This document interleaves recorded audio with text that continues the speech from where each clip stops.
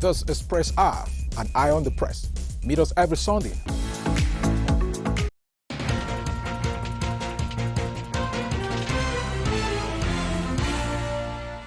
Les listes électorales provisoires sont disponibles pour consultation. Avez-vous constaté des erreurs sur vos données personnelles, une omission, un doublon ou des cas de décès des membres de la famille? N'attendez pas, signalez-le à l'antenne communale et les CAM de votre lieu de résidence et nos équipes feront le reste. Ensemble, participons à l'établissement d'un fichier électoral crédible. Ceci est un message d'Elections Cameroun.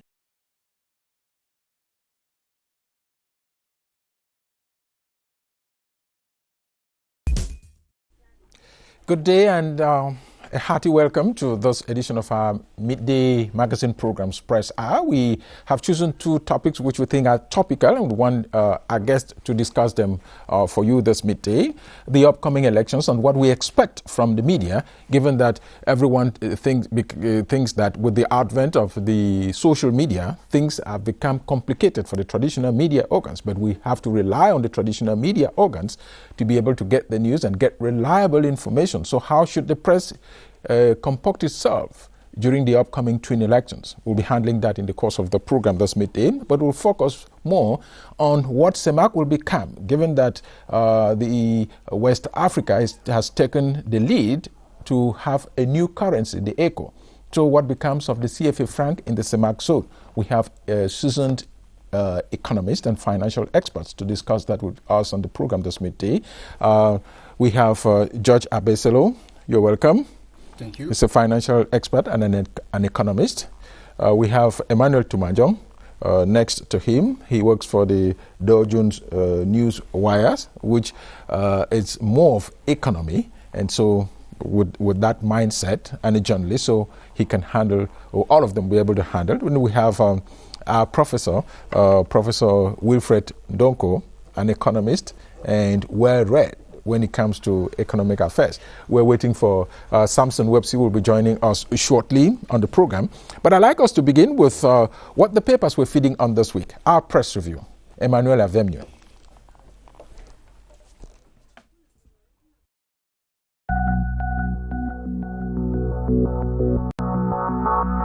Pressmen and women took to their newspaper columns this week, evaluating 365 days of Joseph Dion Gute at the Star Building. The lone bilingual daily Cameroon Tribune describes the first year in office as one well spent.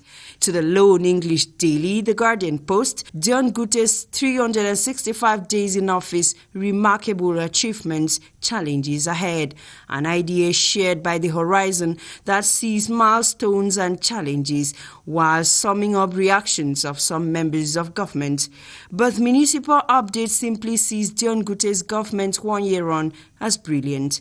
On its heels, The Voice, whose eyeglass on Dion Gute's first year at the Star Building is counting achievements and successes. In-Depth News writes, Dion Gute's first year in office, what balance sheet? The Chronicle Times closes up this story with a happy anniversary, Mr. Prime Minister. At the time, IDPs in Bamenda cry loud to the government on the Post newspaper saying, "We do not want food. End the war." To them, items received barely last a day, whereas if their villages were peaceful, they would not be in need of help. The Voice on this story quotes IDPs, "Resolve Anglophone crisis first, then food will follow." But the interest of breaking news Beleng is on the Anglophone war after the president promised hard times for separatist fighters during his end-of-year speech. Just when villagers in Gokitunjia division vent anger on separatist fighters and seize weapons, as reported by Cameroon Tribune, while other separatist fighters kill notorious and dreaded Amba General in Meme division, as reported by The Guardian Post. But this couldn't deter some of these outlaws in Babisi from kidnapping the mayor of Babisi and 4 councillors, the Guardian Post informs its readers, while suspected amber fighters abduct and kill popular Nkambe businessman on the Voice newspaper. Then the Ministry of Finance circular on the monitoring, control and execution of 2020 state budget is made available. The Guardian Post writes, 2020 investment budget, Bia's division of origin gets twice amount allocated to the entire Southwest. Cameroon Tribune educates readers on how to understand the 2020 state budget execution. Then President Paul Biya receives New Year wishes from national dignitaries and diplomatic corps in Cameroon.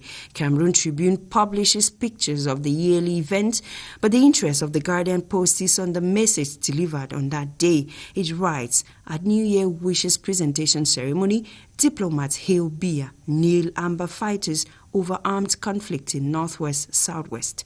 Just in time for Professor Ngo to expose loopholes of bilingualism special status law on the Guardian Post before government finally bows to pressure from protesting PhD holders, as the same paper writes. Then security is beefed up nationwide ahead of the February 19 polls. Cameroon Tribune reports on this and that of the Southwest and Northwest, with trucks of gendarmes dispatched there. Just before the president of the National Communication Council, Peter Isoka, calls on media practitioners to be responsible in reporting during this period. Then The Voice presents the state of Cameroonian hotel establishments, which according to it are set for AFCON 2021. The story of a 13-year-old girl, Ayok Lucia, who poisoned her sister to death in Yaoundé, and more are also reported by the papers. Let's now end our press review with this story on the Horizon newspaper, wherein a gendarme has been reportedly beaten to death by the population of Masangam in the Noon Division, West Region of Cameroon, for killing a young man with whom he had an argument over a girl. According to the Horizon newspaper, the gendarme officer A.T. Foku was asking out this young lady who preferred the young man. Out of anger, the gendarme had gone to the boy's residence where he shot him to death before the population squeezed life out of him. Until I come your way again, this is your hour with the press. Okay, should I add that love stories are always very, sometimes, inexplicable. Thank you, Emanuela. I'd like us to begin with communication with us. And to also welcome Samson Websey, editorialist and a senior colleague here at CRTV. Can the press be responsible in reporting the truth?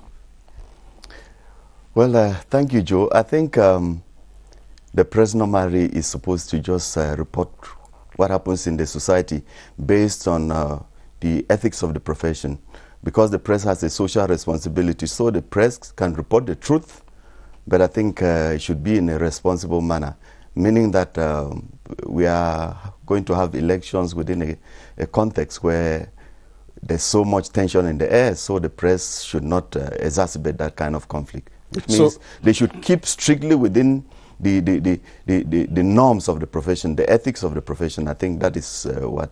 So would you say that the press should, quote and unquote, be responsible? I think so. Social responsibility is one of the main tenets of the profession of journalism. I think the press is not supposed to move out of that. The press is also operating within a context where there are laws and regulations governing it, okay, which means the press must remain within that framework. Okay. Emmanuel, I'll come to Prof, the economist, later, but I want this strictly for us who are journalists. Can you talk about expectations of the media in a context like what we have now during election period? This is what I expect from you, or you leave the media to do its work the way it's supposed to do it. Typically, as a journalist, they don't tell you what to do because, like Samson said, there are tenets that you follow when you're a news person. You're a news person. You have to investigate stories to get facts and report the facts. One of the tenets about journalism is just to get facts and give to the public to consume. The issue is that when you report the story so factually, those who consume the news know what to get from there. When they form their own opinions. Yeah, the news is out to tell people how we live. That's the meaning of news. News is like torchlight, pointing you factually, this is what is moving here, and so on. That's what many people don't understand about news. So when you report facts, everybody understands that at this polling station or in this area where I was operating, this is what took place. Before you leave the watching of the news or reading a newspaper or whatever media house you are reading or following, you end up being grown into knowing that society it operates that way because you have given the society facts about how that place operates. Let me give you an example. No, we will not go to examples. Just okay. We'll come to that later. Yes. Now, Prof, you are not a journalist, but you have lived long enough to know certain facts about life. Are all truths good to be told? Not really. It depends on the maturity of the population. It depends on the environment. Okay. I mean, I'm an economist, I'm not a journalist. There are certain facts that if you release to the public, the social, political impact could be very disastrous. Okay. So a mature journalist should be able to decipher and look at the facts that they can let go correctly and those that they can withhold in the interest of the society. Okay. Yeah. That sounds quite interesting. Yes. How would you react to what Prof has said? I think what Prof has said is exactly what should be, because the press... It means that if it's exactly what's supposed to be, it means that journalists tell the truth, but not all of the truth at all times. Well, all of the truth can be said in a way. I think that is the way the journalists will present it. The aspect of weighing the consequence of whatever you say, I think that is where we talked of responsibility here. You should weigh the impact of whatever you report. If you know that you report a story and people will die, I think that story is not worth reporting. So those are the type of situations we are talking about. But I think apart from issues that have to do with security, issues that have to do with human life, I think the journalist is more or less very free, especially in this context, to report. Okay. George, you've been listening to them, and the Prof just talked about withholding some facts because of the social consequences on society.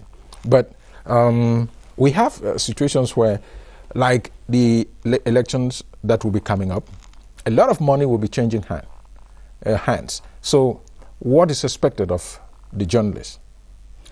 Well, overall, the press has the responsibility, along with the journalism, to tell the truth, to tell the fact, to relate. But before they can do it, they themselves have to make sure that they report the truth and they investigate. Because sometimes we see in the context of Cameroonian, some journalists reporting something and not even putting the conditional, that if it be verified or pending the investigation, they just release it. So it creates a mushroom of confusion and of people taking different sides. And in the case of military security, national security, it's inherent that the truth must be said, that first and protect the population and the countries, or prevent people from taking the arms to do their own justice against a portion of some people. So I think going into the 2020 February elections, the press has a very important role to play. But the official press, I believe, it's running a little bit behind in terms of technology and fast reporting. So fake news in the social realm is running faster than the official press. Okay. And that's where kind of the regret is. Okay. Now, he's just made mention of the social media. CRTV has a website, and they publish on Instagram, on Twitter, on the Facebook, the stream, on YouTube, and so on and so forth. But the point here is the contribution that the social media will bring to this election. This seems to be an election with a difference, given that move towards the social media, Samson. I think we had a foretaste of the role of the social media during the presidential elections of 2018. That is, the social media is more instantaneous in terms of dishing out information, and the mainstream media most of the time found themselves trying to catch up. But I think it's not a race for the fastest. The social media has been doing quite much, but I think there is something that is coming in now which is a challenge to the mainstream media, that is fact-check journalism, which means any information that you get on the social media or any other source of information, you are bound to cross-check that information and make sure that it is credible. I think that is the only area where the social media has a problem, where every Tom, Dick and Harry just publishes on the social media. But I think most of the mainstream media, they're trying to catch up in terms of doing on-the-spot reporting. Either and going to the social media themselves. Going to the social media, we have getting social it media as a source of as information that they can exploit to beef up their reports. I think the social media should not be seen as a one-sided tool that is just dangerous. I think the social media has come as an addition to the sources of information that journalists today should have. Yes, Emma. Look, you see, I've worked for a news house which is one of the biggest, I think it's the biggest news house on the globe, the Associated Press. It is a reference in covering factual news. If you are a journalist and action is taking place somewhere, you have two things to do. Gather all the facts. You are not reporting all the facts. Gather all the facts, because you continue to develop the facts and dish out the facts as the story progresses, because one fact leads to another consequence. You have to take photographs. I cannot be running behind social media to get news. I cannot, because I've known the consequences.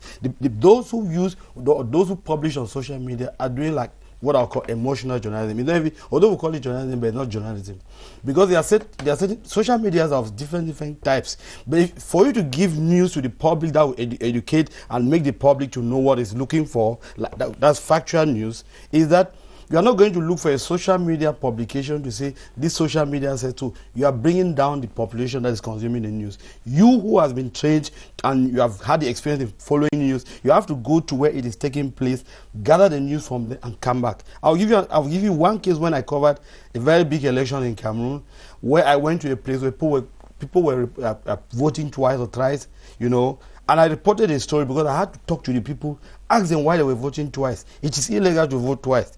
That's what the media is supposed to look for here. Our media is supposed to go to the places, all the polling stations, and check to see that all those people who are voting according to the prescriptions of the electoral law. Because if you are actually caught voting more than once, you are actually supposed to be jailed. That's what people don't know. Okay. And the media is supposed to indicate to the public that some people voted twice. I have their names. If it gets to a level, you are not releasing the names of the people, but if it gets to a level, you'll be forced to produce those names. Yes, the proof. Now, is the social media not a necessary evil in our world today? Because there are some facts that you get. They release initial information, and then the traditional media would go and investigate those initial allegations made by the social media. So it looks like a necessary evil in our world today. Yes, I think so. I really think so. Because the media, the traditional one, may not really release all the facts, because sometimes they respect the position of the hierarchy. Yeah. Okay? You can go to this level. Beyond that, you have to have clearance from the hierarchy. I'm not a journalist, but I would think, you know. So it is in the social media that way this is all thrown to you, then you can go in and pick up what is correct and what is not correct, and so on. And then you can then put that to the public. But sometimes it's dangerous, because by the time the traditional media goes to look at that, the public has already consumed, gone through social media, and you know, and then you are trying to correct a harm, you know, which has already been done. So I don't know whether the social media, where there are some rules and some. No, it's a marketplace for everybody. It's a marketplace for everybody. That's why it's very, very dangerous. But on one hand, it's also, you know, an accepted evil, because if they didn't throw out certain things, we would not be able to know. But sometimes it's good not to buy everything that's in the social media. I think, yeah, that's right. No, but also be aware of the fact that the traditional media may not release everything because they respect the instructions. Editorial line. The editorial line. The editorial policy. That's right, yeah. Okay. You wanted to chip in something, Well, Joe? I wouldn't call them a necessary evil, but I will say them a fair angel. Okay. That has come to provide news that otherwise we will not have access to it. Okay. They are closer to the population, but it's also a result of consequences of the lack of public trust to authority, to government in today's world. That social media journalists have become quite famous because they are whistleblowers of what official cannot state in oppositions, but want in their own ethics for the population to let know. To me, it's a fair angel. Okay. All right. I'll just touch on one thing. Yes. We in Cameroon, we need to learn a lot from the current experience in the U.S. Because ever since, this is the third year, we're already in the fourth year of President Trump's term of office, which has become very tumultuous because of many things happening behind the scene. And Trump is doing everything to want to still get elected as a normal president or a normal politician, and he has a lot of opposition here and there. The social media in the U.S. has become extremely, I want to say volcanic, in looking for information here and there, and the criticism on the head of state has increased, essentially because of two major reasons. And this is all about the press, what the press is doing to make the society to get more eye openers onto what is happening behind the scenes. You know, the U.S. is not like here, where what concerns the government is not supposed to be talked about in a way. In the U.S., almost everything that relates to the government is spoken about openly. However, there is one other thing I need to mention about the social media. Why I don't trust it is because in the social media, quite often you find people who get real information and deform the information, even picture-wise, you know, and publish it. This is very dangerous for somebody who wants to know how that society functions. So it's very important to look at how to consume social media reports. Okay. George, you wanted to react to Well, I think Emmanuel said something good. But at the same time, you said, as we are going to the February elections, you said something quite relevant, that money will change hands. And let's forget that also seasoned politicians release some informations to try to assess how people will think.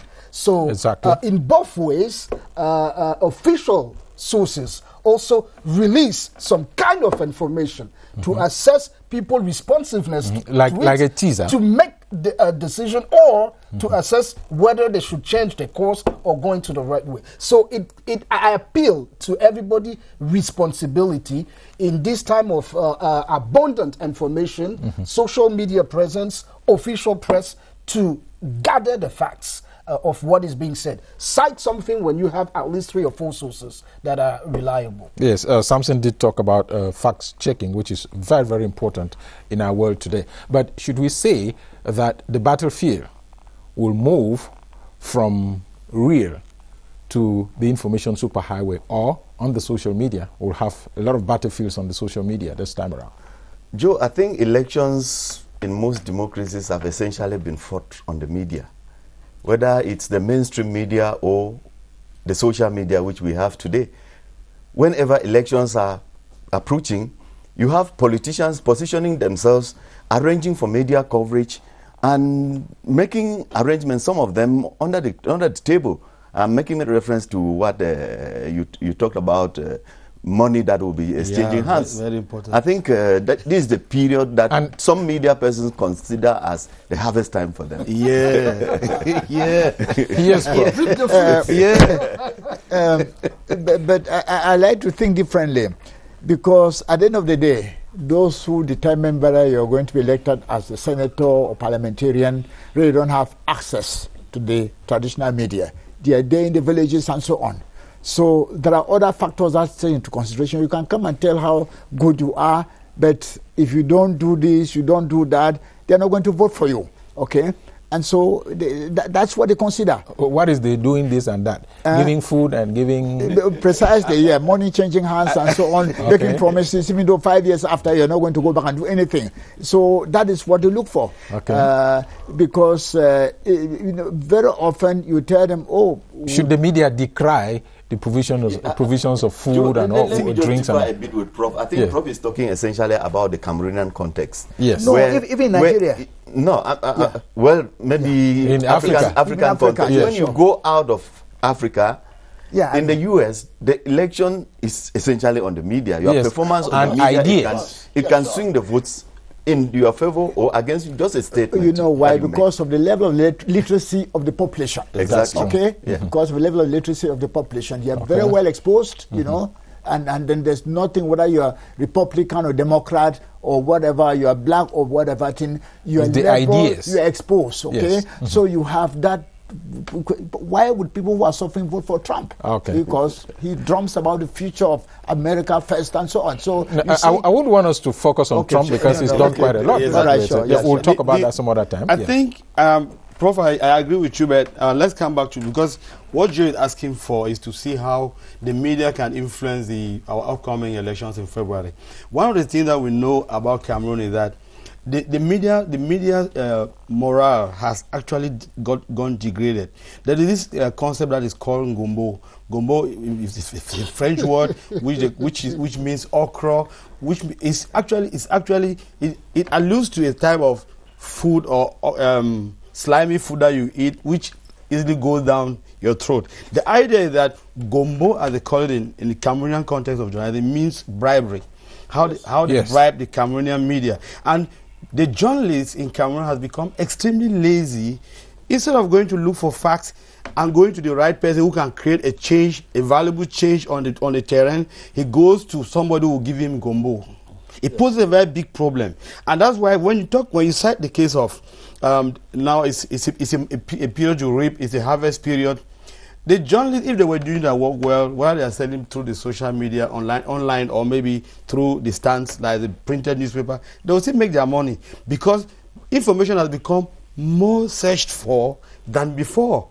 People want information, but don't go to the social media because it's easier for you to get a social media reporting. Go and buy a newspaper which has facts. And so we have lost the case of Even social media platforms have facts too. They have facts, but they are questionable. My point is that the social media is far more questionable. So the Cameroonian journalists should try to go away from the concept of gombo. Okay. Because the gombo will destroy the way the reporting will be done. Okay. It's a very key fact. All right. Joe, I think Just- much also has to do with the ownership and control of media organs in Cameroon. You have media organs that are essentially owned and controlled by politicians who will use them during this period. You have media organs, media outlets that are not so viable in terms of their means. financial autonomy, which means that they are going to somehow be depending on those who will be able to pay for them to move around. Okay. Or to make them put bread on the table as But that's not good. But that's not good journalism. It's not good at all. Okay, Yes, but we're That's talking the about the practice- realities. That's of the practice that we're condemning. Yes, All we're of talking us- about we the should- realities here. And I think we need to condemn that type of journalism because those who consume the news don't get themselves to become better illiterate. It's not illiteracy or illiteracy does not have to do only with going to school.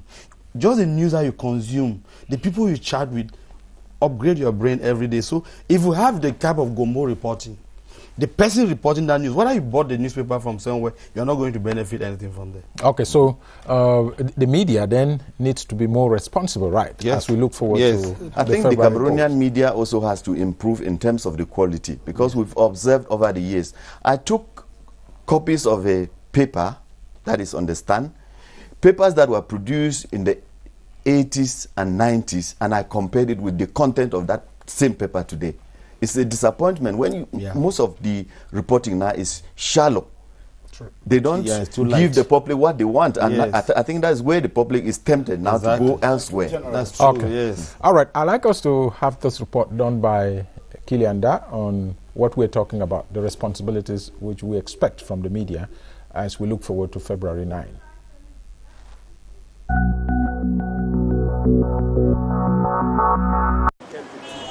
The primary setback of the media in Cameroon is economic and is aggravated in the private press.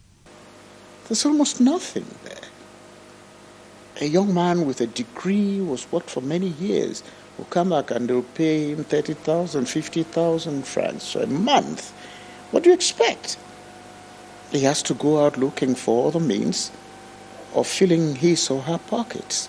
The government has tried to fill the gap through public financial assistance to the private media. They will give you 1.2 million for a daily newspaper like the Guardian Post with a staff salary of 4.3 million a month. What do you do with that for 1 year? And again, to even get access to that money, you spend about $1 million. You have to pay taxes to put the documents together that permit you to have that so-called government subvention. The press is poor. Journalists are poor, except a few, okay, for those who are working for the state media, where things are stratified. That's different. But when you go to the private press, there's almost nothing there. So the viability of the press is dependent on economic independence. Now, since the press is not independent, even with what the state tries to give to private media, which is almost nothing compared to other places, it doesn't quite help, because the little money that is given is taken by the editor and it's put in his pocket, because it's not sufficient enough to pay anybody. This has led to a dependent status that makes media practitioners flaunt ethics with impunity. If you have a dog at home, for instance, and you don't give that dog food, the dog is tempted to go to the neighbor to get food. The neighbor can feed your dog and give it orders to bite or resist you, a situation regulators face today. And there are a few who are recalcitrant, who not even listen to what we're doing. They think they are above the law, and whatever sanctions we do, we give them the spite them and put them aside. And of course, they go even further by taking us to court. Thus, notwithstanding, the rules of the game are clear. Good reporting, honest, truthful, not fake. Information that gets to you public should be verified. The challenges of media liability and responsibility in Cameroon are many and varied, and President Paul Biya has called them to task. Thanks so much, Kilianda. Let's move on to our next subject now, and that the focus, which the future of the CFA franc, given what is happening in West Africa. Let me begin with you, George. With the dumping of the CFA franc in West Africa, will that not have a direct impact on the CEMAC zone or on the Central African states, 6 of them that use the franc? Well, at this point, no. It won't immediately, because yes, it was announced about a month ago. We do not have the technical details of the change. For now, it's just a name change. And the second important change that they have made is that the Central African banks will no longer deposit their foreign currency reserve in the French public treasury. We don't have any timeline for that. And the third is that France will no longer appoint their representatives as those central banks with the veto rights. It's as if you remove that from the French, the name change, but you keep the mechanisms, even if you don't have your representative there, because we continue to maintain a parity and a guarantee exchange. He who maintains that will have requirements for you. So in my opinion, we have not really changed anything. We have just these guys, franc CFA and the ECO. You mean West Africa, ECOWAS? Yes. Okay. Now, he just talked about ECOWAS there, but the peculiarity about ECOWAS is that we have Africa's biggest economy, and a number of countries that had independent currencies coming together now with a group of countries that used the CFA franc. Will that not change the dynamics of some of the things which he just mentioned? Yes, Joe, you see, George has made a very specific and very, I'll say, very, very important point in these current changes. The changes have not even started, as he said. Looking at the case of ECOWAS, take note, the CFA franc in West Africa is actually cut with that of Central Africa, where we are. Yes, we'll come to that. Yeah, the main thing is that we need to look at how to manage, how they are going to manage this before we start talking about the Central African sub-region. Okay. Because in essence, when you look at the way the announcement was made on the 21st of December or so by the Ivorian president, he was talking about he's hoping that there will be stability of the currency and a regional market. Okay. One of the things that we need to look at when we're considering the CFA franc, that of Central African sub-region and that of the West African sub-region, you discover that Nigeria stands as a very big, separation between those two groups. It is the most important group between the two, and they control the economy within all of these two sections. But they are not of the CFA franc. From what President Ouattara announced, he said that by July, the CFA will be cancelled, so they'll start with the ECO. Will fade out. Yes. Yes. Now, but I don't think anything will change so specifically because the details of the changes have not been given. France will continue to wield power on the CFA or the so-called ECO that is going to be. No. And just a minute, Joe, it's very important. So far now, if you look at the way it is, recently the leaders of CEMAC held a meeting in Gabon to talk about those type of possibilities. I don't want you to go into that. I wanted you to answer my question on the impact of what is happening in West Africa, given that George did make mention of a number of technicalities. And these technicalities have to do with CFA, the CFA franc. Now, Nigeria with its Naira is coming in. Ghana with its cedis is coming in.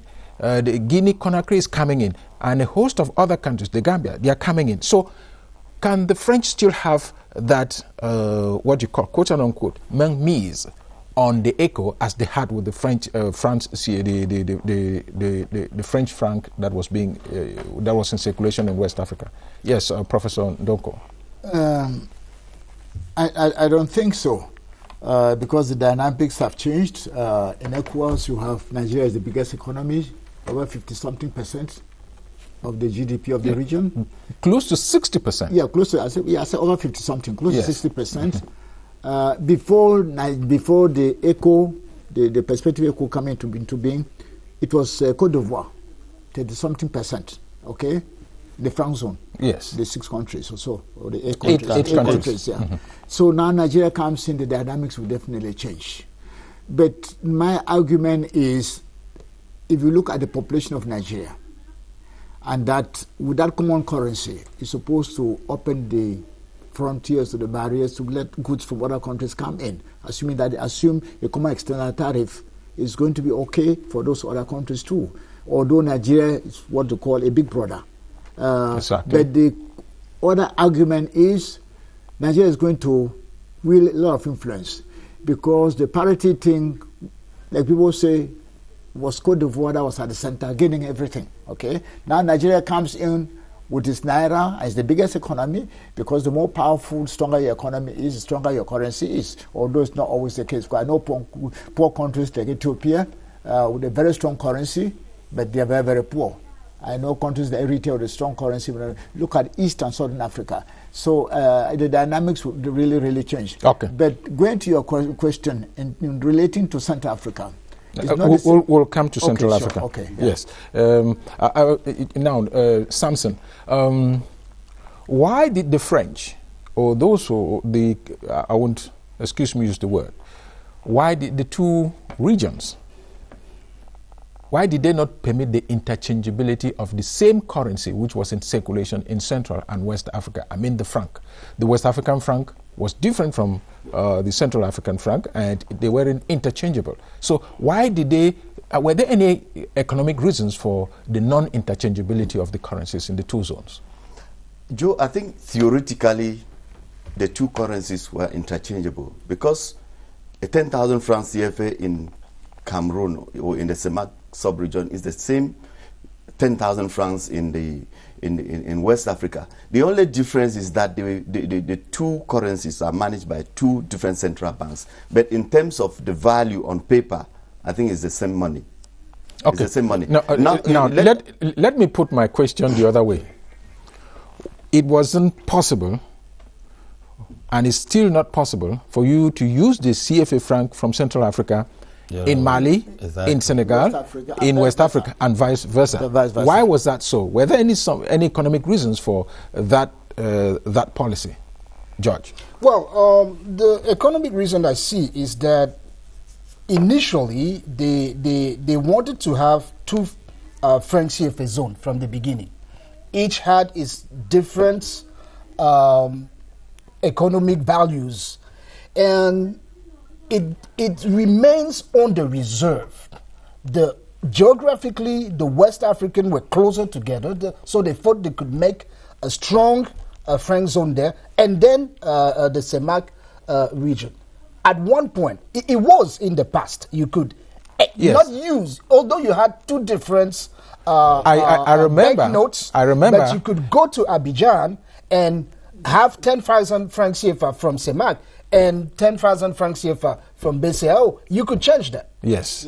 Without any... Yes, we used to do that in the past. At one point, the reserve, the foreign currency reserve, managed by the French Treasury, the CEMAC one became low, and the one from West Africa became higher. So we could no longer technically do an intangible. Few months ago, I was in Abidjan. For me to get the 10,000, I had to drop 1,000 francs CFA.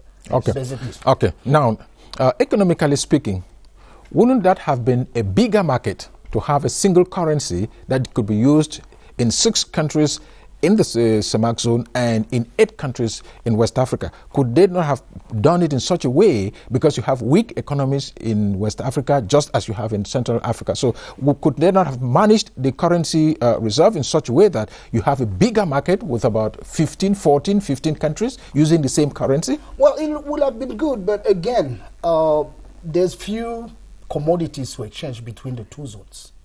So that's where the money flow would have gone. Borders between Cameroon and the next West Africa countries do not exist.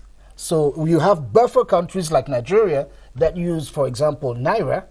So to exchange there, you have to get your goods from Cameroon, maybe exchange in Naira, and then get the franc CFA. So when countries do not trade with one another, it's difficult to bring them under one single currency or one single market zones. Okay. The borders have to be free. That's the first start. And we never had that until a year ago, when the African Union decided that cross-border, all borders should be open and for good and people to move freely. Okay, but that still has to be concrete on that's in the field. You wanted to react to that?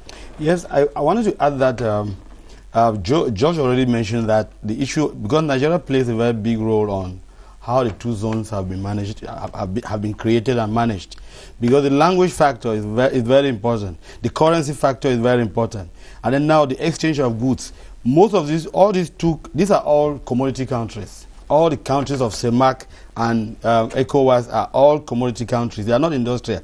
So what they do is they produce raw materials and sell them abroad. They don't sell the goods among themselves. Which are the commodities? Oil, cocoa, coffee. All these goods are sold abroad. It blocks the way they interchange. If they were because Nigeria has become a very important country owing to the reason that Nigeria is struggling to become an industrialized country. So Nigeria produces goods that are needed by the two sub-regions and sells into them. Then Nigeria influences the country. Prof was talking about the value of the Naira, because Nigerians now coming in and then trying to put some more weight on the ECO. The so-called ECO to be, but take note that... You don't call it so-called. It's a currency that will be. Currency. Yes. No, I'm sorry for that. But the issue is that Nigeria will not be coming into that currency just like the other CEMAC or ECOWAS countries, because Nigeria is coming there just like a means to do exchange of goods and the currency itself. Because Nigeria depends, those countries depend on Nigeria for many industrialized goods which the countries cannot import from abroad very directly.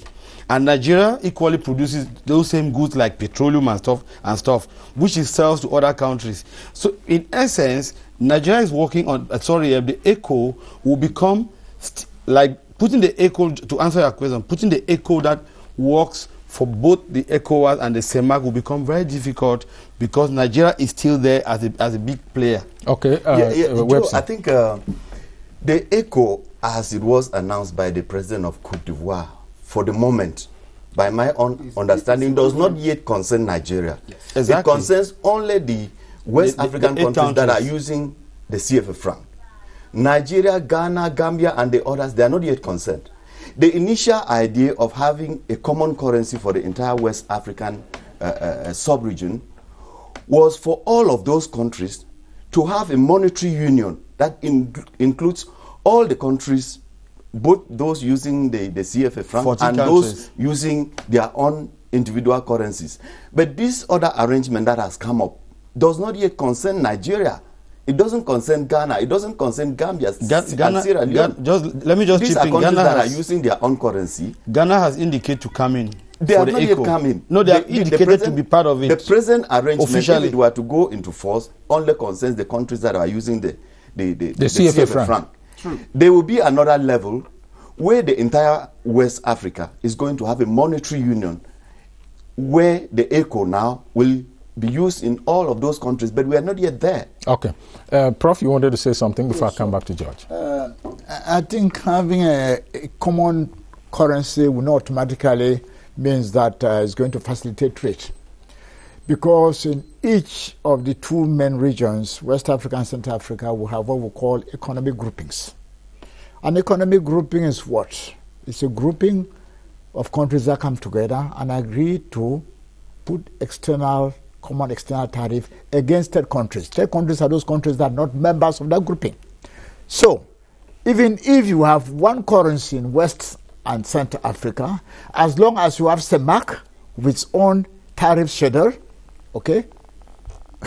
Yeah, as long as you have CEMAC with its own tariff, and not to even talk of ECAS.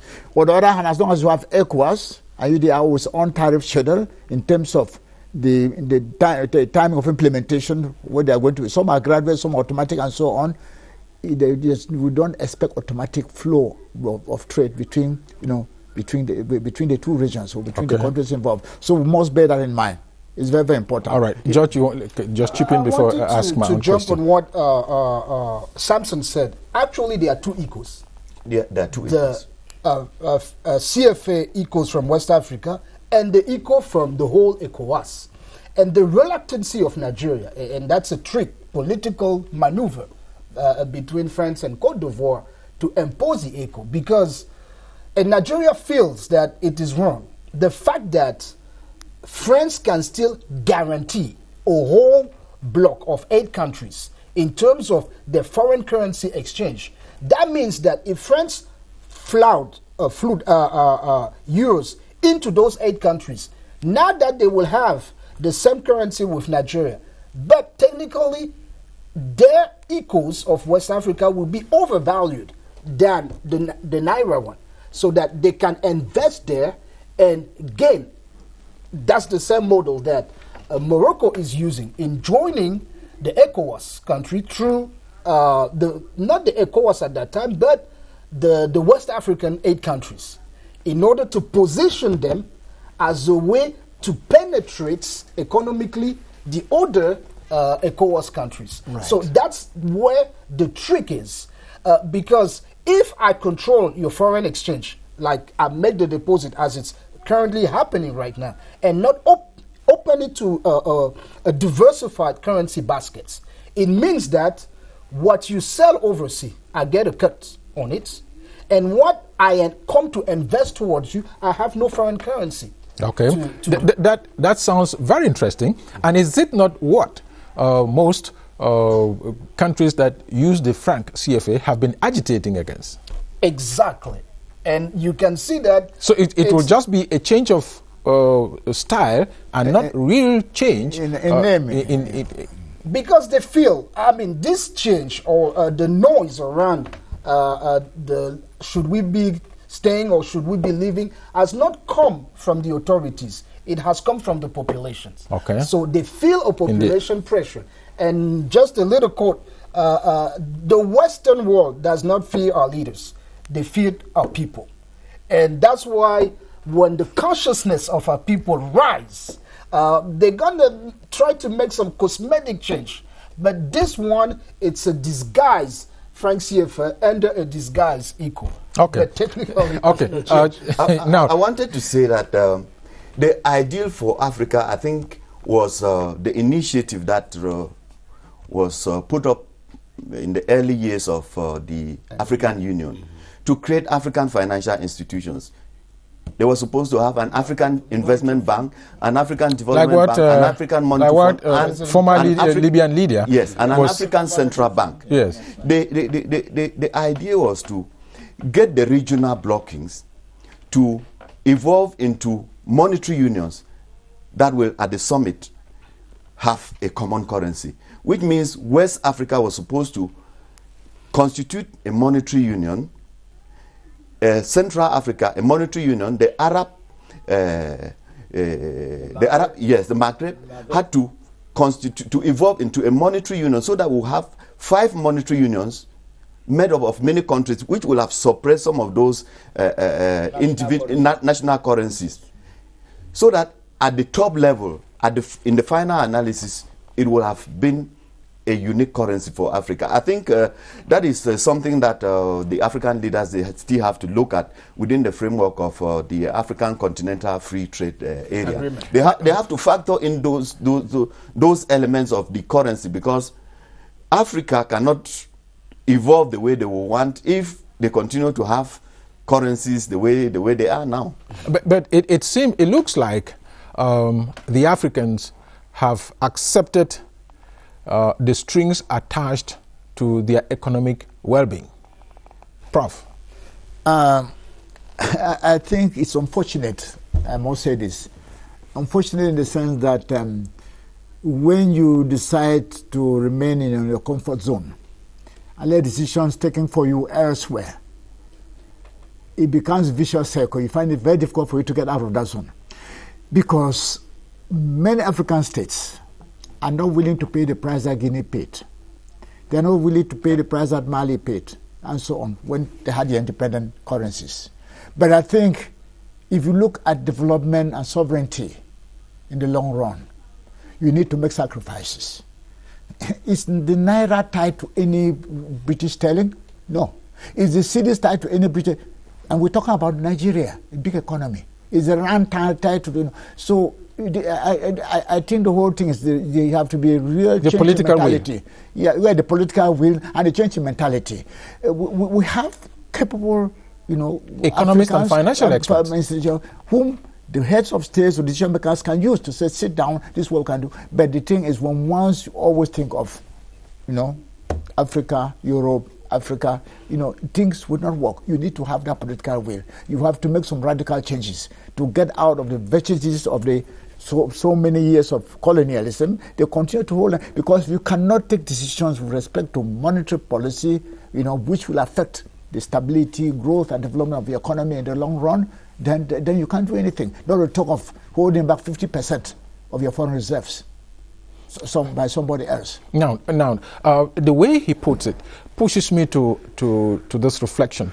The way this franc CFA has been managed has guaranteed some stability somehow, stability, quote and unquote, in the financial market.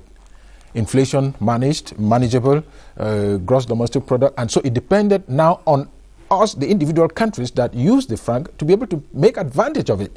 But sometimes economists think that just the very fact that the currency is being managed elsewhere destabilizes or pushes. It does not give you the latitude to initiate policies. It saddles the economies. Yes, it saddles the economies of the countries of CFAs, because with the 50% of CFA, foreign reserve of CFA kept in the French treasury, weighs a lot about the flexibility of how those countries are supposed to use their currency. France pays 0.75% on those reserves. Now that's what I know. And so what happens is that if France pays 0.75% for keeping these reserves, it means that France takes the money, the CFA France in their reserves, and uses for other transactions that we don't know.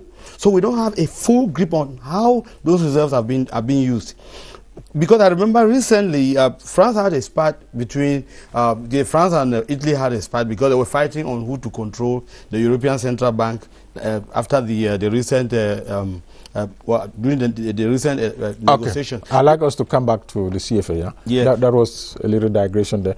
George wanted to react to that. To add to what Emmanuel has just said, one of the reasons that is impeding to attract foreign direct investment is that before any foreigner has to come, he has to get some euros first, before investing into Cameroon. Okay. So which makes it more expensive to him. Of course. When the Chinese came, they paid the price to come with euro currencies, but they decided to make a change on the ground.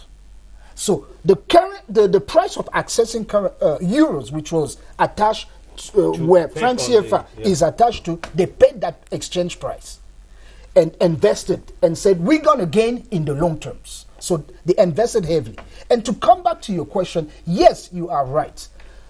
Even if we have the best monetary systems, our production systems must be efficient, effectiveness. We must produce more in order to push the economic growth forward. And we are not doing that.